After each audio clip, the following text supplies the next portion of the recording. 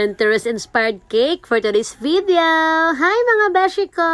Basta sa Pinterest ako kumukuha ng mga design na cake is mga unique lahat yung mga nandun. Basta feeling ko ano siya, kakaiba yung mga design sa mga Pinterest. Kaya doon ako madalas kumukuha ng mga design ng cake na wala pang design yung mga client na binibigay. So doon ako kumukuha ng mga inspired photo na ating gagayahin. So pink cover lang yung frosting natin sa cake at saka itong fault line effect nga na color dark gray. So ito talaga yung kulay na nandun sa ating sample na ginagayahan. At itong mga printable topper niya ay doon ko lang rin kinuha sa Pinterest. At itong dulo ng mga fault line effect niya ay nilagyan ko lang ng luster dust na silver. So hinalo ko lang ito sa vegetable oil or gin. Pwede po sa gin haluin yung luster dust natin na edible at saka pinahid ko ng dahan-dahan sa ibabaw ng ating fault line effect. And para sa final look ng ating cake,